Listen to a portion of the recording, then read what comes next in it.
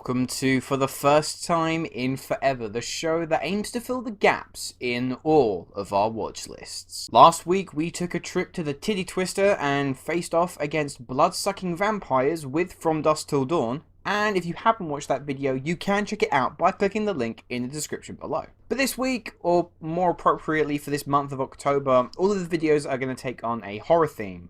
Given that it's October, we're going to be taking a look at some iconic horror films that I'm going to be watching for the first time, giving you my thoughts as well as breaking down some of the bits and pieces behind the scenes. And to kick things off, this video we'll be looking at a film that breathed new life into the found footage genre. This is Paranormal Activity. Wait a second. I am going to be talking about spoilers for this film, so consider this your warning now.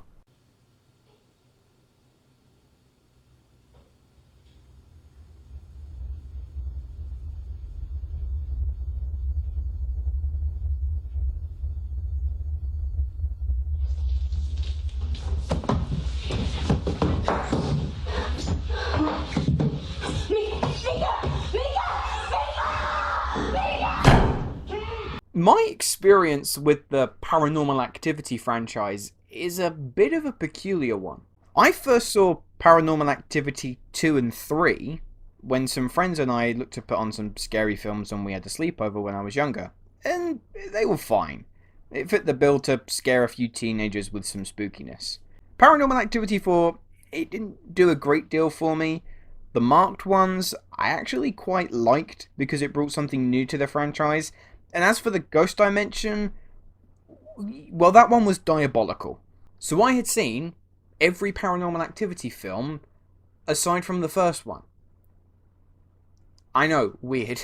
But I was aware of the impact that it had on the horror genre, particularly with kickstarting the found footage style of directing. Found footage basically allows a filmmaker to present their film in an almost mockumentary-like sense. The idea is to treat the movie as if it is real life, and the ensuing events have been documented. The cast are usually unknowns, so as not to detract by suddenly seeing a recognisable face, and at the end of the day, the lines of reality are blurred, lulling the audience into a false sense of security as they begin to lose perception of what's real and what's staged. The first major example of this technique was the Blair Witch Project released in the 90s. Audiences became convinced that these events were real, and that the actual characters were really missing. This was also furthered through clever marketing to advertise the film as actual footage of supernatural goings-on.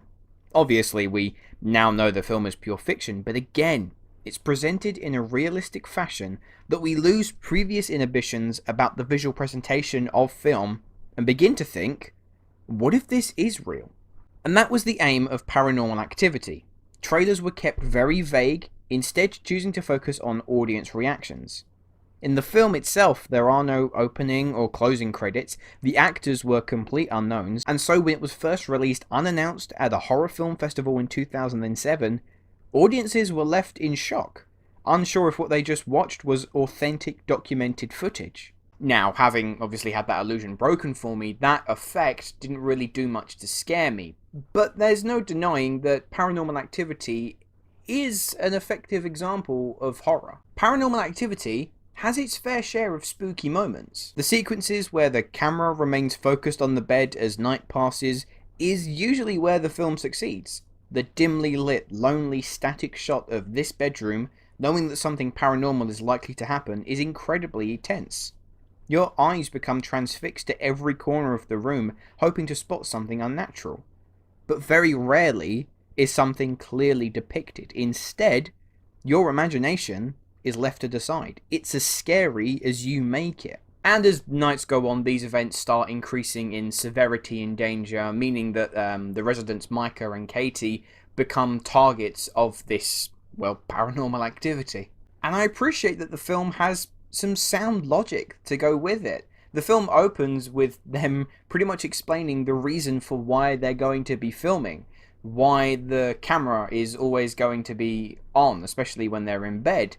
A lot of found footage movies just find the most generic, basic way of trying to explain why they're continually filming.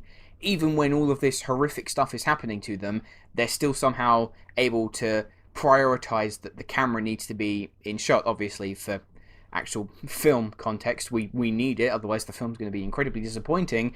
But this film, and writer, director, and also editor, Oren Peli, does a good job at explaining and reinforcing the idea of this is why the camera needs to be here. It is here to document everything, every spooky shit that is about to happen. And I actually appreciate when a writer, filmmakers go out of their way to do that. Unfortunately, though, I just didn't get all that invested in what Paranormal Activity was trying to do. Now, the night scenes are terrific, and that is where this film really succeeds in building the atmosphere, building the tension.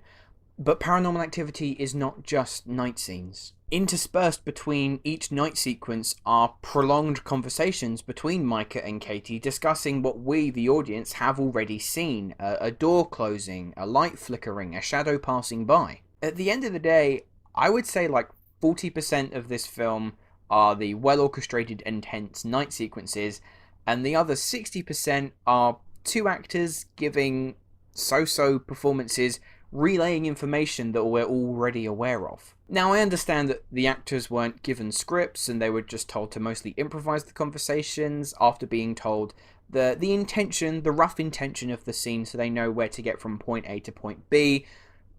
But it's really boring. I hate using the word boring when reviewing a movie because I feel like you always need to... Boring is such an easy critique to give. But it's boring. I just found myself losing interest as every second ticked by. Now, thankfully, Peli ensures that his movie ends on a high note, and the climax of this film is kind of freaky. It becomes clear that Katie is acting irrationally after choosing to remain in the house despite all the trauma she's suffered over the past 3 weeks, and then, on night 21, she walks downstairs, lets out a horrifying cry which awakens Micah. A commotion is heard, and then silence, as Peli leaves the audience to wonder what happened. And then, in the closing moments, Micah's body flies at the camera to reveal a blood-covered Katie, who walks over to the camera, revealing her now possessed and demonic self. A pretty chilling ending. However, after seeing some of the alternate endings that were shot, it's clear that Peli had a lot more disturbing ideas up his sleeve. Ideas such as Katie sitting in the room, rocking back and forth for days on end before being discovered and killed by police. Or, perhaps the most shocking and disturbing of all, Katie walking up to the camera, dead behind the eyes, and then slitting her own throat. There's no denying that the success of Paranormal Activity and its sequels gave a fresh leash of life to the found footage gimmick. Some films utilised it well as an aid to the story, whereas others saw it as a way to make a film for as little money as possible and make a profit. Oren Peli does a lot to try and terrify his audience, and in doing so creates, at times, a very unnerving atmosphere. But at the same time, the movie really struggles with everything aside from those night scenes. Any scene that directly focuses on dialogue is just really dull and bland and repetitive, and you end up just twiddling your thumbs until night rears its head. So, after watching Paranormal Activity for the first time in forever, it's okay, but it's not urgent.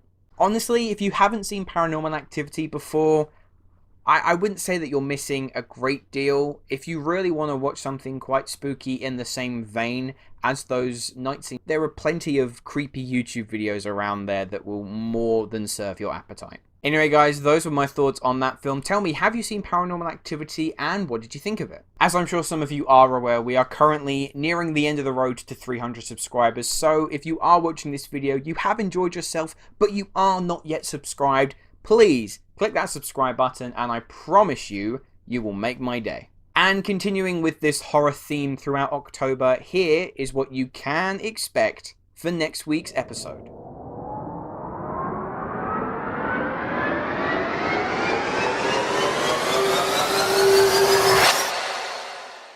Thanks for watching.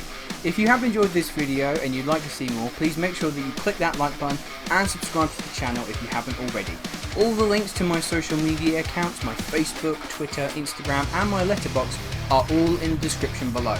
And if you haven't liked the video, what are you still doing here?